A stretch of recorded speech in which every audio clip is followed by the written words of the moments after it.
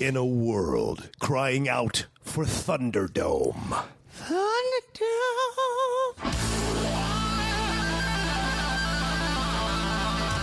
The fans have spoken. 2 films enter, 1 film leaves. The top 10 gives you a reckoning by the name of Thunderdome. Thunderdome.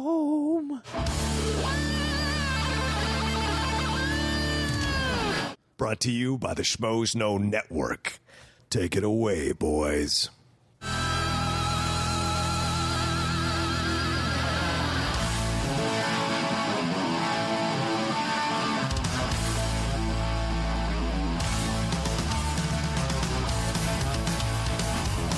Welcome, everybody, to this week's edition of Thunderdome. Thunderdome.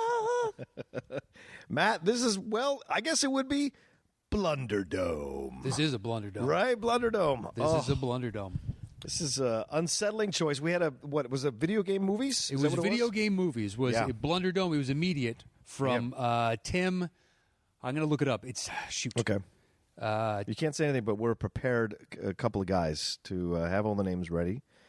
But it was video game movies. The 2 films were Assassin's Creed and Super Mario. Claiborne instantly shot back Super Mario. Okay. And then Brian Safferny, I think, had Super Mario? Assassin's Creed. Assassin's Creed, okay. Took me a second there. Yeah, as soon as the topic was set, I think it took maybe 2 minutes. Wow. Both guys just more than likely happened to be on Facebook when it hit. It was just like, bing, bing, done. It was like, all right, easy, awesome, great.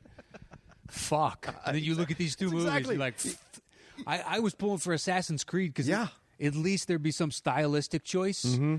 And there'd be something to appreciate. Whereas in this, the winner, of course, was Super Mario Bros. It ran away with it so early. I just don't get it. I don't get people's obsession with this film. It's not even obsession. It's just I think that's the one that most people knew they had seen, and it was just utter shit. Yeah. Or it always heard it's utter shit and want us to shit on it. It really is a terrible, it deserves it. Terrible movie. Oh, it's bad. It was so hard to rewatch, and I was like, the movie's 25 years old. I've never seen it. I've only seen bits and pieces. Yeah. Oof. Because everybody said, don't. I watched like 10 minutes as a kid, and I was like, this doesn't make any sense. I don't understand what's going on. I have 2 1/3 pages of notes as I was watching it. What? Because I was like, I want to see how stupid this is. And the first one, I had my notepad there, God. and I didn't anticipate writing out anything. Right. But as things were coming up, I was like, no. Just, I don't understand. What is this? So you essentially did a review. You did a movie review. Not even. Of the film, 2.5 pages of notes. It's questions going through. They're just questions. They're like, what is going on in this scene? I don't understand. Right. In the context of this is supposed to be about the Super Mario Brothers. Right. Supposed to be.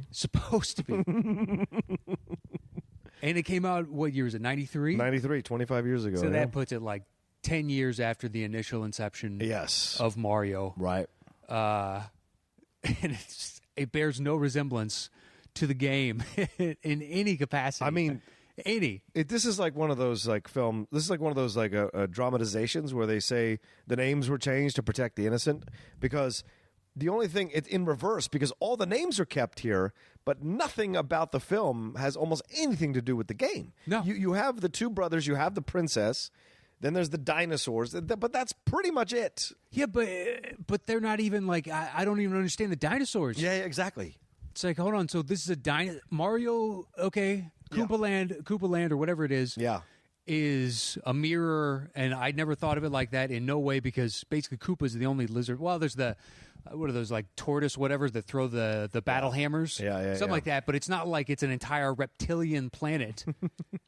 And but in this movie we get separated by a meteor 65 million years ago. That's right. And somehow they understood, because I don't believe humans are around 65 million years ago. No. So somehow the lizards also evolved to some human-like shape. Wow. Yes.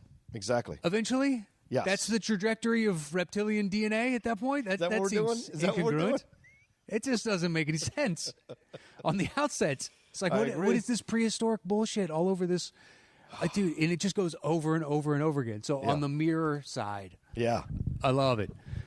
Electric cars, right? Yes. It's an awesome choice because there are cars in Koopa Land. Right. I remember that from the game. Yeah. All those games, fucking cars. but they're electric in that they have the bumper car type of way to grab electricity, which just rakes across some metal. And that metal is non-existent in like 90% of their world. It's like, I don't even understand that. At one point in that car chase scene, the two electric cars of the, who is it? Is it Mario and Luigi are in the cop car? Yeah, because they end up on top of the other one. Right. And then they shoot off and they go between two cops. They don't expect it. And the two cops then collide behind them and explode. There's nothing combustible in those cars. No. They're fucking electric. Yeah. And it has a huge, just ridiculous explosion. I'm like, you don't even make sense in the context of movies. No, even in the world you've created, you don't make sense. You don't make sense? You don't adhere to the rules of your own world that you've created on film. How do you expect me to give a shit about what you've created on film if you won't adhere to the rules of the film? It's ridiculous. Every choice. Yeah. Every single time. From casting all the way down. This is Hopper in full cocaine, right? Allegedly. I don't want to get it. It has to be. Right? It's full cocaine addiction. Well, because he can't, it doesn't seem like he can focus within the scene except to like the same crescendo kind of emotion where his hands go up a little bit and they make the same movement, whatever his choice is for that scene. Ugh. There's just so much like, so the Fisher Stevens and whoever the other, I can't remember that actor's name. Yeah. Who's in a ton of stuff. They're his bumbling sidekicks, right? So there's the de-evolution machine that they get put into, but it evolves them instead. There's the one setting to take them up a notch, right? Right. Richard Edson is the guy. He plays the brother in Do the Right Thing. Okay. Turturro's brother, yeah. All right, yeah. So they go into it like, it's stupid, and they come out, now they're speaking some weird Edwardian kind of diction, and not really Edwardian, but the style of choice of words they're using and everything to describe. Yeah. And you're like, okay, now they're much smarter, and they have to go out into the desert, and then they show back up in the desert, and they're bumbling idiots again. Mm-hmm. Bumbling, they can't drive that little car. It's a simple mechanism. They're going back and forth. It crashes, right? Yeah. The first time Mario says, "What are you doing here?" the gentleman from Do the Right Thing just gives him the entire... Yeah, the whole thing. The whole thing. Yeah. What? They're not bumbling idiots anymore. I don't... What? It's not like you outwitted them. That's what I'm saying. Yeah, but so then the only way to make sense of that is at the end they're now working to get rid of Koopa? Yeah. Okay, that seems like a Band-Aid. I guess. I That's the thing that was interesting about the movies. You should go back and watch it, and you go through these things, and you go, was everyone on coke? Like, was everyone on coke in the 90s that they don't, like, none of this makes sense? And this is very reminiscent of, you get, like, Teenage Mutant Ninja Turtles Part 2. Like, there was this kind of area of time between 89 to 95 where they released these films, and you're just like, what the fuck? What was in Part 2? Part 3 was the time travel one. Yeah, the time travel was another one. Yeah, the feudal Japan, I believe it was. Yeah, part 2 is with the Vanilla Ice song and the dancing and all that. It just was really strange. Yeah, I mean, I remember it, but at the same time, my brain has wiped that out. Yeah, and as well it should. Yeah, put other things in its place. Right. But then in the midst of all this, we do get The Crow in 92, and I think Blade comes out in 96 or 98, something like that. So there are pockets of studios doing decent work here in this fantastical, like comic book, video game type situation. But this is so horrible. I mean, like, first of all, you cast Bob Hoskins. Why do you cast Bob Hoskins, who is a British fucking guy? You tell me you can't find a heavy guy. Danny DeVito's not available? I will give this to Bob Hoskins. He was perfectly fine in that role. You did. You enjoyed him. Look, I was sad for him. They cast no Italians. Say whatever. I'm just saying. Whatever. If you can play the part, I don't care. Well, I kind of care a little bit. I don't care. I don't. Because if it was, a Latino actor, it was Leguizamo. It was. Well, I'm just saying. Well, you brought up Hoskins. Oh yeah, right. But it's like, I don't care. That's fine. Yeah, Leguizamo, sure. He was perfectly adequate in the role. All right, if you say so. I don't take away at no point do I fault them. I fault the story, the direction, the producers, like everything about this. They came into it going, kids are dumb. Yep. So we'll just make a movie, slap the name on it. I remember when Beastmaster came out? Yeah, and some people were trying to sell me like this is the unauthorized He-Man, and I'm like, the first time I saw it, I was like, oh, okay, but it was just like there was so little respect paid to anything of that world. Yeah, that it just I'm not surprised that there's so much source material, and we all grew up on it, so you know it. So yeah, how do you mess this up? Like the mushrooms, right? So they turn the king into a fungus. Okay.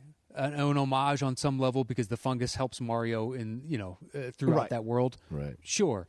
But then finally when Bob Hoskins takes the one mushroom, instead of eating it, which you assume he would do, or do something with it, combine it to his DNA, like however Mario does it, I don't fucking know. Instead, it turns into like a parasol umbrella that deflects the flames when he's shooting at it. And it's like, so the superpower from the world, now you're just making up. It doesn't, what? Literally, did you guys just stumble into it from like a Swedish country that didn't have, a Nintendo or the Famicom or anything like that? You just didn't know what any of this was, and they just handed it to you, and you're like, sure. Oh, I'll take it. Why not? Super plumbers, no problem. Dino Hatton, I'm on board. All of it. It just was. Yeah, I mean, because the production design, I think the guy who did the production design for Blade Runner. So that was mind blowing as well. Like, it wasn't like idiots walking around trying to put stuff together. There were some really accomplished people involved in this production, which is even more maddening, even more unsettling. So yeah, well, that's another one where I don't blame, because there's so many movies that came out in that era which just like I don't understand. Right. This was a choice by somebody specifically, like Stallone and Dredd. Oh, yeah. Yeah, just... Oh, God, Dredd. Everybody's, like, cartoonish, you know, little outfits and whatnot, and be like, yeah, I get the choice, but the choice is... It doesn't make sense. Yeah. Like, what are you doing? So you just made something big and shiny to throw on him. But it's interesting cast, too. I mean, you got what, Lance Hendrickson in this thing, like we talked about already. For, what, 2 seconds? Yeah. Then you have Samantha Mathis plays the princess. Samantha Mathis at this time was establishing herself. This was like right around Pump Up the Volume time. She was becoming a name. Broken Arrow, I think, was a few years later. So like she was like kind of in that pocket. And then I think American Psycho was the last time that I saw her in something where she was kind of a lead. And then everything else since then has been like lesser movies and direct-to-DVD movies. I haven't seen her in much else recently. Unless she's doing TV shit, I haven't seen her in much recently. I don't know. Oh, yeah, The Strain. She's on The Strain and shit. So there you go. I don't even know what that is. What is The Strange? Oh, The Strain? The Strain. Yeah. They said The Strange. Yeah. No. And I was like, I don't know what that is. There's so many new TV shows. You're right. It's like, is that something I should be watching? No. The Strain? Nah, I remember. Or some shit. Yeah, it's like, I remember the billboards here around town when it was initially coming out, and it's just like, yeah, not my vibe. But why does King Koopa want to take over the world? Like, what is the impetus here? Because it's his birthright or something? Right, exactly. And like, how old is he? Right. Good question. There's no mention of any kind of, like, is he some immortal dinosaur and he's been held onto, or is he actually just like of this generation, just as Mario? I don't know, because his world doesn't make sense to me. It's interspecies, man. That's what happens when you interspecies. Interspecies procreate. They're not, even though they're saying that the dinosaurs evolved to be human-like. So they anthropomorphized or whatever, became bipedal and took on simian-like features, and eventually they, I guess we had feathers in their world at one point instead of fur as we were evolving past. I don't know. That world makes so little sense over and over and over again. Well, the whole idea is that he's running out of water. So he wants to go and get all this stuff squared away from the other side and sends his guys. And it's just all nutty. It's all nutty. It makes no sense. That's what he wants is the water? He wants the water. That eluded me because I was so baffled by, literally, I have third pages of notes. Because you were writing all those notes and you're just like. That's true. It was some random line that someone said and you're just writing a note because you're like, no, we can't. They wouldn't just. Why? They wouldn't bury the main plot point, would they? Did it come up? I got 2 and the third pages of notes, man. I do not remember that at all. So they just throw it in. They just never paid it off. Yeah, they never paid it off. They had 2 really brutal payoffs for that stupid pizza delivery. I don't even know why they put that in the movie. 3 scenes. Yeah, makes no sense. Well, it doesn't. At one point, so the TV remote. Yeah. For this computer TV, whatever it is, their mouse/remote is a gun. Yeah. And it points at the screen? Yes, exactly. Because I didn't piece that together until Daisy shows up later and does it again. And I'm like, oh, that's what, okay. And he calls in and he just orders a pizza apropos of nothing. It makes no sense. It's not like randomly. It's not like 3 scenes before he's like, I'm starting to get hungry. Right. Just floated the idea. Anybody out there, I think I might order delivery. Just to be a nice guy. Just something. Just to get involved in it. Something out of nowhere. He's ordering pizza, and I was like, okay, so there's going to be a payoff for this somehow. And then they just bring it up twice that, like, the pizza never came, in essence. And I was like, wow, I don't understand. Did they think that was a great joke? That's how coked out they were? Yeah, maybe. But it was too, the directors were like music video directors. They were young. They were like in their 20s when they directed this thing. Which means they should have grown up on it and should have known. Yeah. One thing. one thing about it. I mean, so it makes sense though that they're directing this thing in like 4 or 5 minute chunks of like of self-contained situations that don't connect to anything else as you go forward. It's like, this makes no sense. None of this makes any sense. Why this is happening here, but in the other side, it says, why is that happening here? Because you've created a world where that would not exist. Okay. The one that was truly the most baffling. Yes, hands down. Yeah. When it happened, I was like, I don't understand the choice from so many different perspectives. Is when they actually get transported back to Earth. Yes. For that short duration, and Dennis Hopper is here, right? Yeah. And there's Scarpelli, the guy that set this whole thing in motion, right? Yeah. The sleazy, is he mob connected? I'm assuming so. Developer in New York. Sends them in there to go get the I don't understand. Go rough up some pipes. Go. And he went down there and they apparently just unscrewed 3 bolts. Mario took care of that lickety split. I don't know how good they were as contractors, but anyway, Dennis Hopper comes back, shoots him with the de-evolution gun, right? Yeah. Turns him into a chimpanzee in the human suit. Right. There's a crowd of 300, 400, 500, I don't know how many people. Yeah. But it looked like from the TV reports and whatnot, it's a decent-sized crowd. Yeah. And their initial reaction is to start laughing at the monkey, at the chimpanzee. Wow. Not in horror of, oh my God, you just turned a dude into a chimp. I gotta get the fuck out of here. Everybody goes, look at the fucking chimp. Everybody. Oh, there's no dissension. I went back and rewatched a couple times.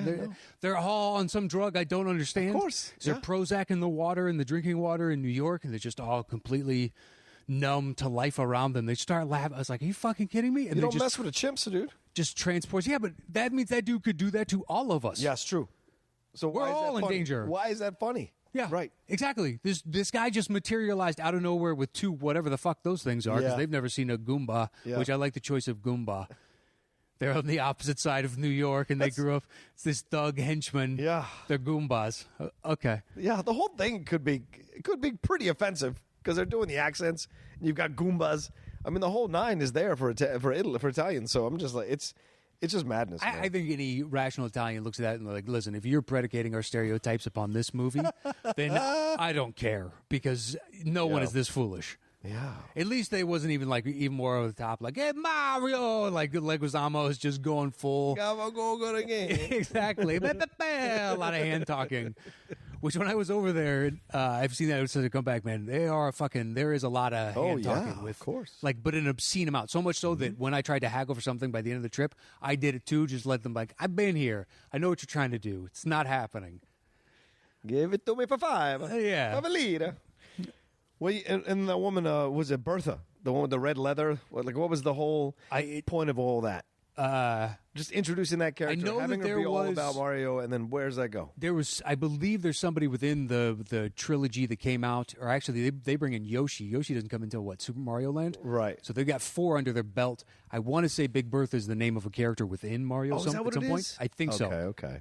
And maybe that's I've never played the game. Her color. You never played any of them? I've never played. I mean, I've seen people play it. It's just never, ever grabbed my interest, the Super Mario games. I think I'm just too old. I think I crossed that where they came out right after I would have caught on to the games. I feel... But to be fair, I haven't... I'm not into any of the video games other than sports video games. So are you going to judge me now? I feel like you're judging me a little bit. I just feel like that statement coupled together with a few others that you said in the past. Yes. And forgive me for this. You are Bolivian? My parents are Bolivian, yes. Okay, yes. They're Bolivian. So yes. I feel like you're some sort of Sandinista sleeper cell. They got here later on, and you've been passing for American, and you're just biding your time. Because there are certain pockets where it's just like, I don't give a fuck how old you are. You played Mario when you were younger, and then eventually played others. You didn't skirt right past it. Never was my thing. Never was my thing. I don't understand that. I know. But you played other games? I only ever played... I played the Star Wars game that came out for Super Nintendo. Okay. I played all the fucking sports games. I had FIFA, NHL, all that shit from the beginning, Madden, all those from the beginning.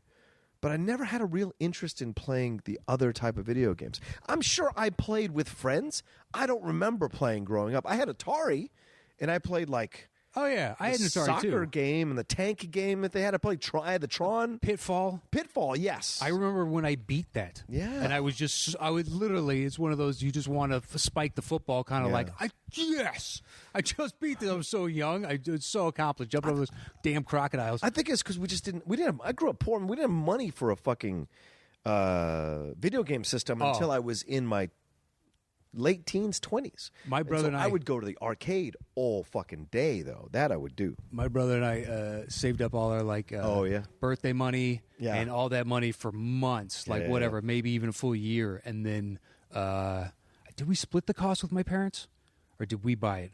I can't remember. I'd have to ask him. God, that was so long ago. Yeah, man. But I just remember us like that year raising just as much money as we possibly could. Like, I'll do this. I'll run and do that. Like a buck here, a buck there. And it just added up over the course of time. Yeah.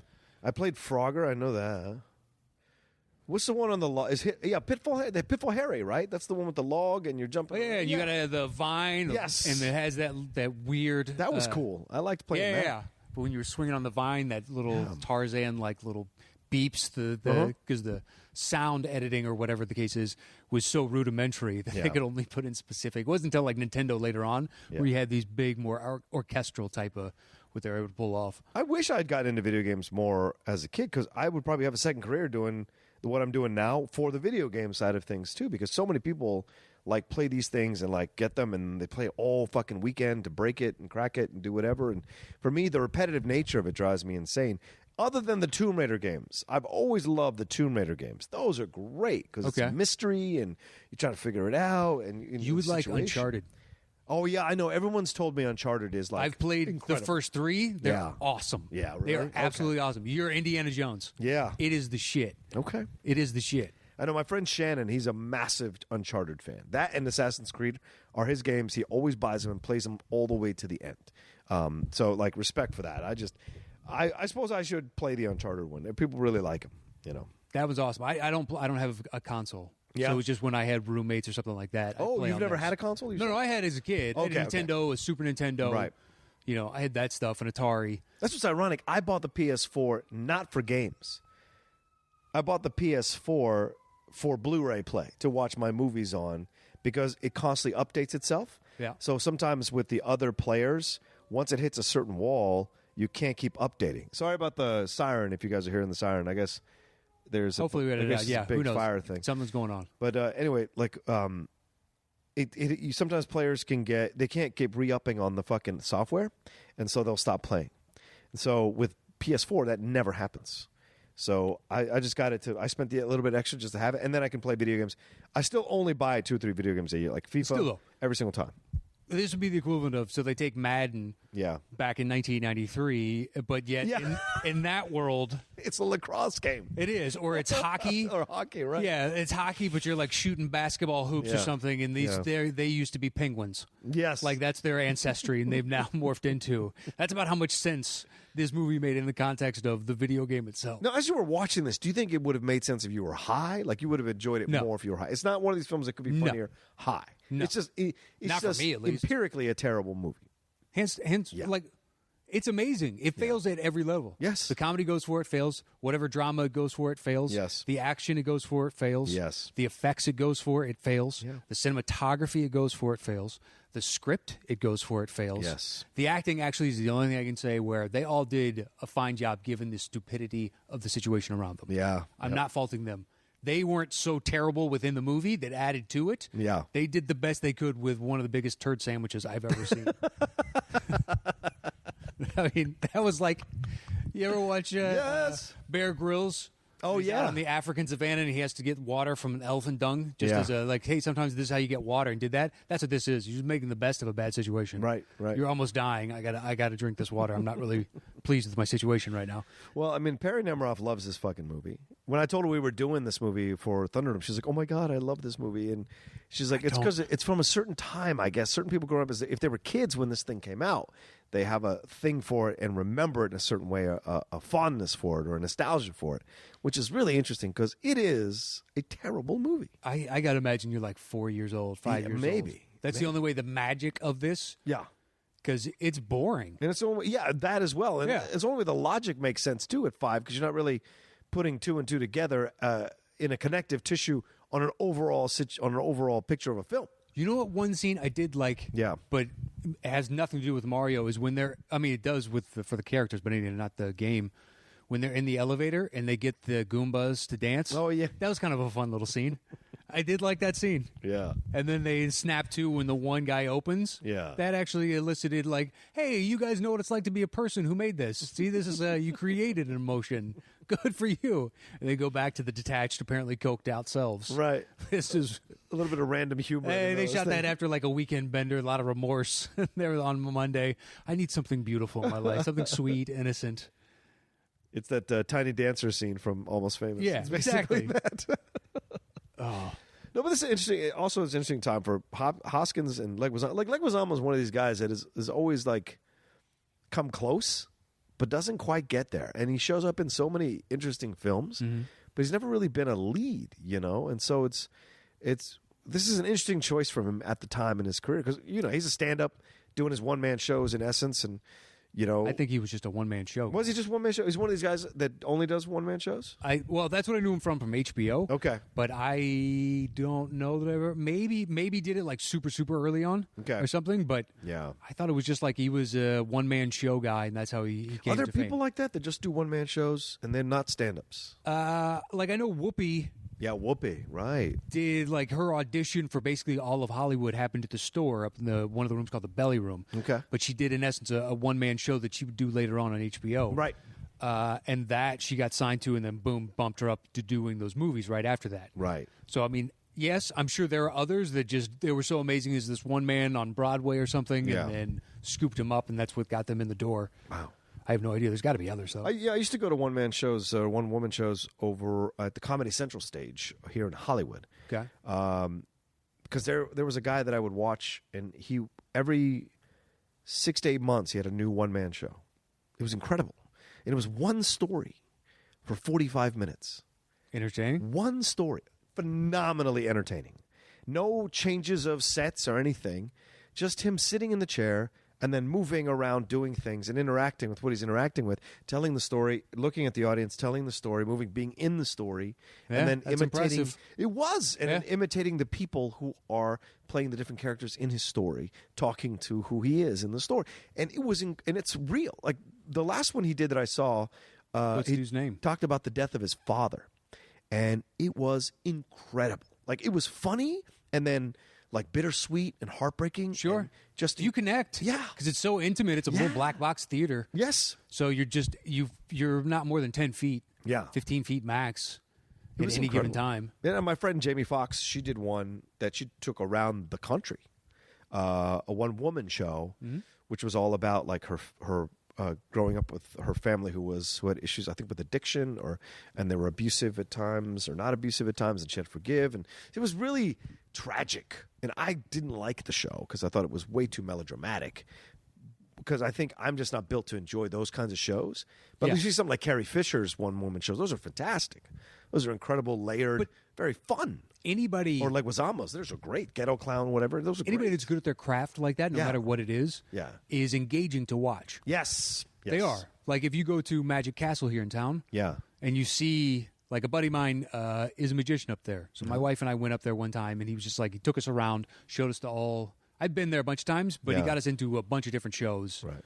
And it was cool going around to see as much as possible. And like you see all the different magicians, and you see like the same trick 3 times in a night, and everybody has a slight tweak on their style of how they're doing it.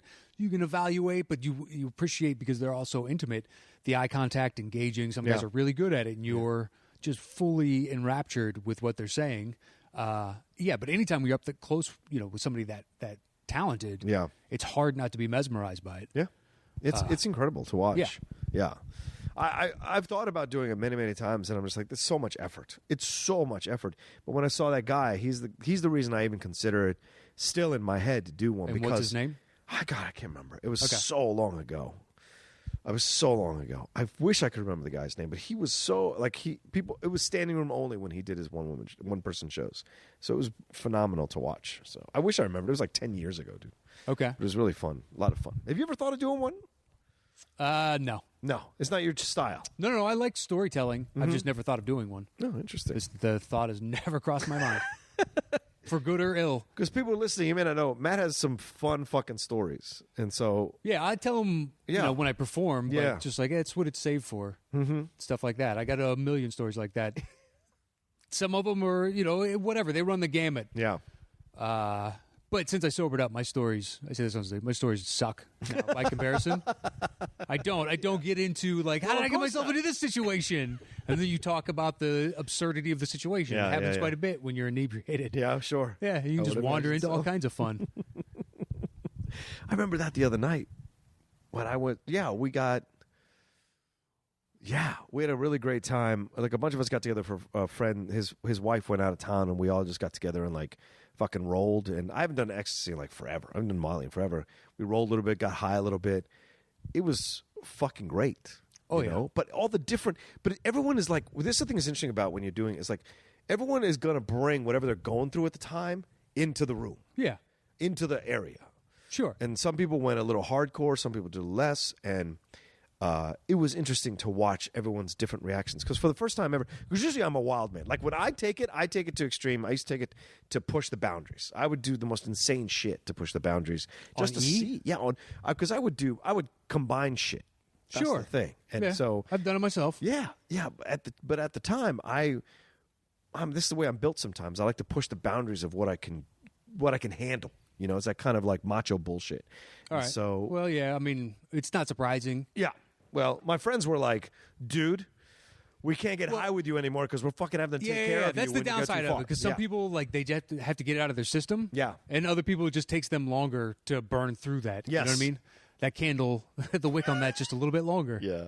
Yeah. I had a buddy that is forever changed after having done mushrooms once. Really? Yep. Wow. He's in a positive way or good way? Positive. Oh, good. Because he was super stressed before, and I'm not kidding. We all, as a collective group, that was the moment where he just learned to kind of take a step back and just relax. Yeah. And understand, like, life's coming at you at all times, and you just got to deal with it one problem at a time. Yeah. And he would just let himself get super flustered. I mean, we were young, like 17, 18, 19. Sure. Somewhere in that age, range. Right. When hormones are just raging, you're trying to figure out, like, I'm a man. You're like, I don't have the slightest clue what the fuck I'm doing at any given moment. That's right. Yeah, trying to, the two absurd ideas. Is that the F. Scott Fitzgerald quote? Yes. Whatever it is, the genius of the human brain is that you can have two opposing ideas exist in your brain at the same time and still function. It's like, it's true.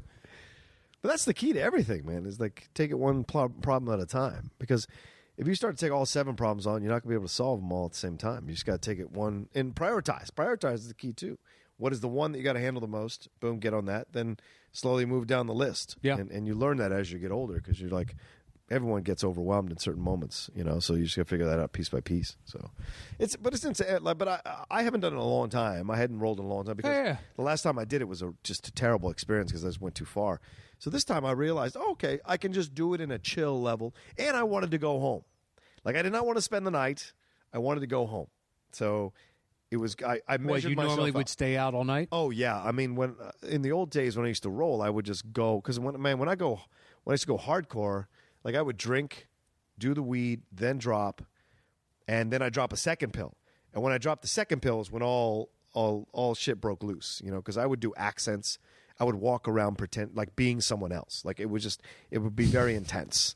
Or I would smack my head a lot. Like I was some kind of like one of those like Tourette's guys, or not Tourette's, whatever it is, like one of those guys, like the old you can psycho people. I believe you can have a physical Tourette's. Yeah. Where it's like just a spasm that happens repeatedly. That's what would happen to me. I would start to fall asleep or start to pass out, and then I'd wake up and go, ugh, and just shoot my arms out, and then just start smacking my head to kind of get myself awake. It was weird, really weird stuff that I would do. Because you just gave yourself a lot of mixed messages. Yes. You gave your brain and body utterly different messages. It's true. And they're all trying to, like, figure out who's winning. Yeah. And, guess what? You're all losing. That's right. Yeah, I've been there. I've only done ecstasy once. Okay.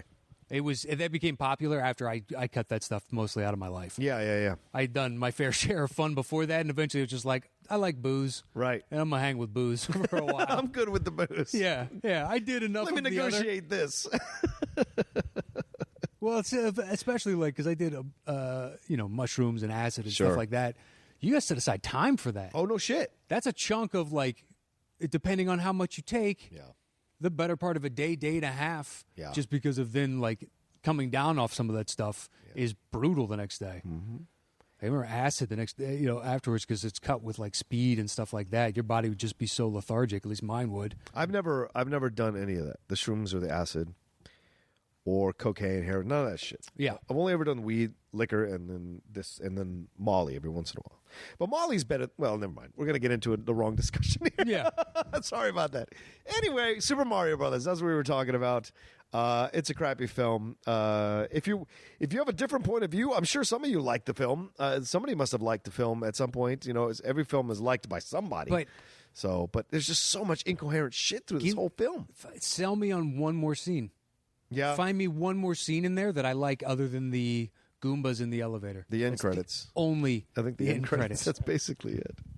And they're doing a animated version of it. It's coming out soon through Illumination. Sure. So that I think I can accept more believably. And wasn't there a TV series? There was like a TV series for a while as well. I have no idea. Yeah, I think there was. I'm not sure. I just remember catching it, flipping channels one time. So I think there was a TV series. Well, anyway, so are we good? What do you think? I mean, do you want to go through more notes? Nah, look. If you want to go through more notes, I'm happy to listen. I didn't even touch my notes this whole time. I mean, listen, the fans heard you. But someone was like, pages. Okay, so there are cars in Koopa Land, but there's also a jail. Yes. And there's a dump. Yes. And then the two Goombas have to steal a truck from the dump. Why wouldn't they just say that they're on an errand for Koopa and everybody would just give them the truck? Listen, the whole movie is why wouldn't they just ... Oh, yeah. Exclamation or a question mark. Toad was just some random street performer? Yes. Okay. Did you ever in your life envision Toad busking? No. Of course, you don't even know who that is in the context of the series. I have no concept. Those people listening, just imagine that. Toad busking. Because that's the reality that they have on their side. Yeah. It's just yeah, I mean, some of it is just as you're going through, like literally wrote down Dennis Hopper is chewing the scenery so bad with his hands right now. Because that's the only amount of acting he wants to really, he put very little thought into it. It's not as lazy as Brando cue card, but it seemed pretty lazy. He gave that script a once or twice over. I mean, this is around the time that he does Speed, too. Speed is like 95. It's like right afterwards. Yeah, I just think he showed up and was like, this isn't serious, so I'm not taking it seriously. No. You put but he still had to sit in that makeup chair and be made up to look like that half human, half dinosaur thing. Oh, yeah, well. That couldn't have taken like no time. That probably took a lot of hours. Well, what was it? The hair? So they have a fake hair prosthetic, and then they just that's what I assumed. You think he really went through and actually had his hair braided? No, but never in a million years. You still got to sit in there and have that, put on. Yeah, but what is that? That's really not that long. Really? Okay. It's not like that. So someone listed an article from that heard us talking about on Black Panther. Oh yeah, the scarification. Oh yeah, 3 hours. There we go. Every morning. So it was a thing, right? Yeah. It was the latex typey thing. Yeah. I didn't read the full article. I just skimmed it real quick. She was like, 3 hours. Okay, that. Yeah. That sucks. For every day you're going on set to do that scene, you have to wear that shit. 3 hours. You have to get ready for 3 hours. But that's why you get paid the money, man. Exactly. You pay that money. Get the fame and the notoriety. It was worth every second of it, too. That's the exchange. Yeah. To everybody a part of that movie, they were so happy that they were in that movie, twofold. A, to get the job, and like this could be huge, and then it turns out to be, this is massive. Yeah. This isn't just huge. This is, you might have created your own separate franchise massive. Oh, yeah, basically. Oh, yeah. I mean, and now they're making a big deal about including more of that Black Panther stuff in the Infinity War promotional materials. So they're already starting. They're kicking up already now. 50 days away. They've started this whole process. Yeah, I saw they moved it a week earlier. Yep. To give it some time before Solo. That's why.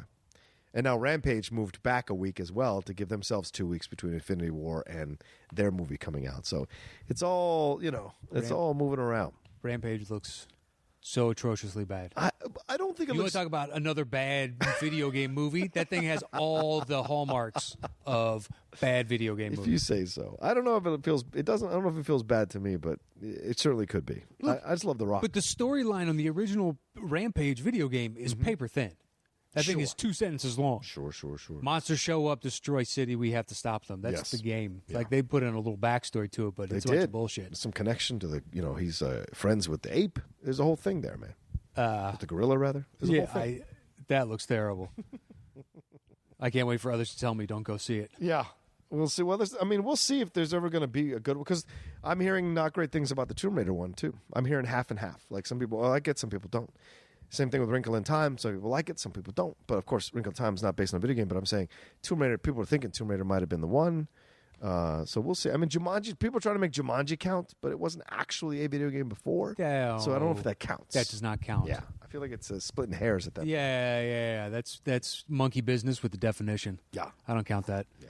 Well, officially, that's top 10 stance. So go fuck yourself, you people that believe that. That's right. Something that'll never come up, I guess, unless we do a video games movie show. Oh, Jesus Christ. God help us all. There's no way we can get to 10 on that. Yeah, trust me. We've already tried, listeners. Yeah. We have already tried. We couldn't get out of 5. And then there was another. I brought up the first time, and you went, okay. Basically, like, you knew it was coming at some point.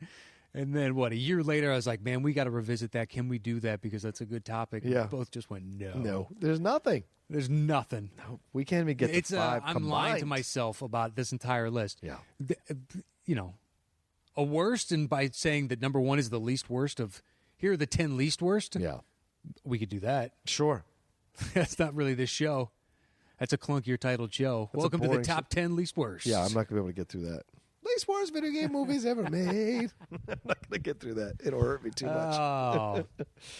All right, well, I think that's good, right? That's our Thunderdome on Super Mario Brothers. Thank you so much for suggesting the topic, and then thank you to the to Claiborne and Brian for suggesting the movies. Congratulations for winning on Super Mario Brothers. You put Matt and I through, 90 minutes, 100 minutes of hell? 90 minutes. Yeah, 90 minutes of rewatching. Yeah, I'm fine with that. I'm fine with that. All right. You're a better man than I. You're a better man than I. There are worse things in life. True. There are worse movies in life, that's for sure. Well, it's the worst is when if we would have had to show up and it's a 2-hour and 37-minute movie or something. And you're like, oh, man. If you're making a shot at Metropolis, I think you're making a shot at Metropolis. No, I'm not even saying that specifically. I'm saying it's nothing in particular. If we had to show up and be like, fuck, I've heard this movie is terrible. Yeah. And it's 2 hours and 37. So if you're at 90 minutes, that's agreeable. 80 is even better. Sure, 80 is better. We could have banged this thing out in 70 minutes, guys. Yeah. Yeah. Let's be real. This could have been a movie for TV where it took up an hour and a half when you got your commercials. Would have made the same amount of money. Mm-hmm. And for the same production value. Exactly. All right. Well, thanks everybody for listening to Thunderdome this week. It was a lot of fun to talk about it with Matt. Matt made notes. This is the first time he's made notes on a Thunderdome that I can recall. So this on a Blunderdome. On a Blunderdome, rather. Sorry. Yes. Thank you for listening to Blunderdome. That's right. Right. So, but we do these every once in a while. We take a film, tear it apart, have a little fun with it. Matt made notes, which was really incredible to me. Just when you're gobsmacked over and over, and you're like, what is going on? I was playing with my Twitter the whole time while I was watching this thing, so I just was like, I'm going to watch it. So Tim Knost. Okay. Suggested he topic. Said blunder, video game, boom, done, and then we were over. And then Claiborne Williams, Brian Safferny after that. Nice. But Tim, I could not remember your last name. Tim Knost. Knost. I like that name. Thank you to the three of you. If you guys want to participate in it, just hit us up on Patreon and donate at the Thunderdome level, and you can get in the mix on this. Mm-hmm. We'll have another drawing coming up in the very near future. Yeah. And if you want to join the discussion on Facebook, make a vote.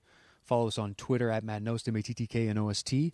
And John will give his in a second. And also go to facebook.com/groups/the top 10 show with the number 10. That's right. And you can follow me at the Rocha Says, ROCHA. Like Matt said, Patreon, $20 level, you can contribute us. $50 level, you can contribute us. Anything above the $20 level, you can contribute to the situation and maybe have a topic chosen to choose one of the movies.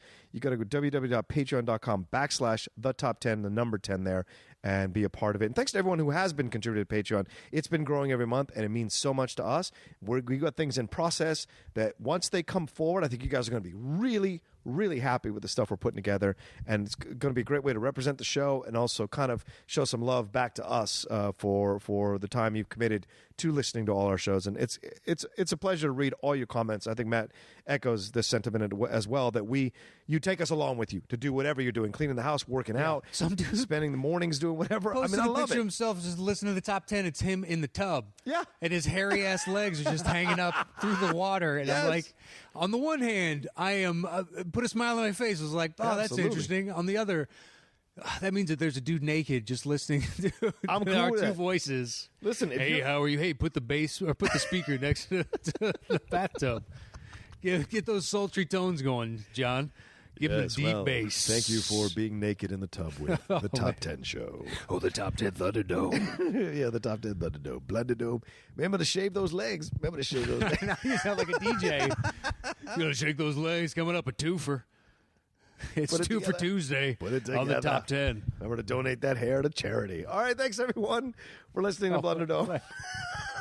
They were that hairy. It's the ones where the people cut off, they'll make wigs. Yes. For. Yep. I don't know if they I don't think they do it off body hair. I think they do it off head hair. All right, we're done. Thanks so much. We'll talk to you all next week on the Top 10 show and the Blunderdome. Thunderdome.